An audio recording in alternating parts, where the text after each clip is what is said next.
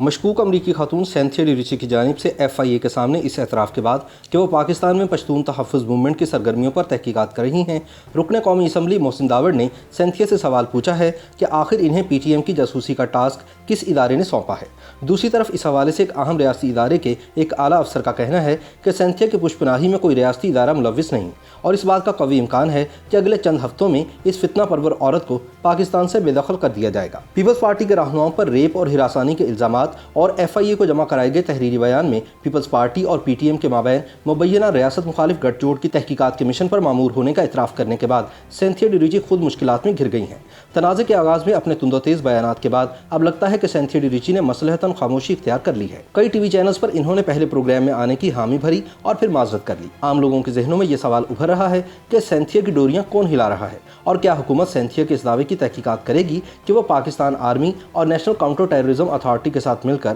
PTM اور Peoples party کی مبینہ ریاست مخالف سرگرمیوں کی مانیٹرنگ کر رہی تھی۔ یہ ایک ناقابل تردید حقیقت ہے کہ پاکستانی اسٹیبلشمنٹ پشتون تحفظ موومنٹ یعنی PTM کو آغاز سے ہی شک کی نگاہ سے دیکھتی ہے۔ اس پر یہ الزام لگایا جاتا ہے کہ یہ بھارت اور افغانستان کی خفیہ ایجنسیوں RAW اور NDS سے ملک مخالف سرگرمیوں کے لیے فنڈز لیتی ہے۔ تاہم PTM اس الزام کا سختی سے انکار کرتی ہے، لیکن یہ بھی ایک حقیقت ہے کہ وزیرستان میں ملٹری آپریشن شروع کرتے وقت پاکستانی اسٹیبلشمنٹ نے ہی PTM کو طالبان کے خلاف کھڑا ہونے میں مدد دی تھی۔ تاہم آپریشن کے خاتمے کے بعد PTM اور اسٹیبلشمنٹ میں اختلافات پیدا ہو گئے، جس کے بعد ریاستی اداروں نے پشتون تحفظ موومنٹ کو ریاست مخالف قرار دے دیا، اور یہ تنازع اب بھی برقرار ہے۔ پاکستان کے دارالحکومت اسلام آباد میں خفیہ ایجنسیوں کی مبینہ اشیرباز سے پچھلے 10 برسوں سے قیام پذیر سینتھیا ڈی ریچی کی جانب سے PTM پر آرمی کے ساتھ مل کر تحقیق کرنے سے متعلق بیان کے حوالے سے PTM کے رکن قومی اسمبلی محسن داوڑ کہتے ہیں کہ سب سے پہلے ہمیں اس سوال کا جواب دیا جائے کہ سینتھیا ڈی ریچی آخر کس کے کہنے پر PTM کے خلاف تحقیقات کر رہی ہیں۔ محسن داوڑ کے بقول پچھلے 1.5 سال سے مشکوک امریکی بلاگر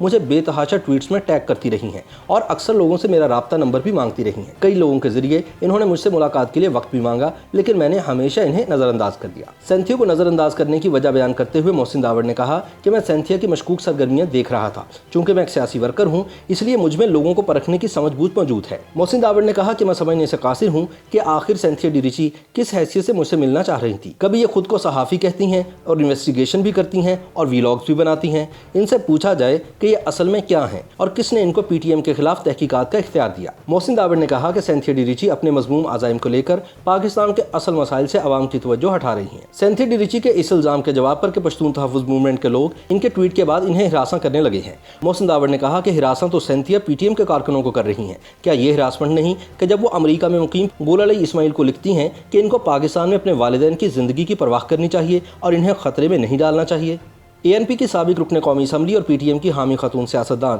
بشرا گوہر نے بھی سینتھیا ڈی ریچی کے حوالے سے اپنے ٹویٹ میں سخت الفاظ میں کچھ دن قبل لکھا تھا کہ کس نے ایک امریکی بدزبان کو پاکستان میں ایک سیاسی پارٹی اور تحریک کی تحقیقات کرنے کی ذمہ داری سونپی ہے۔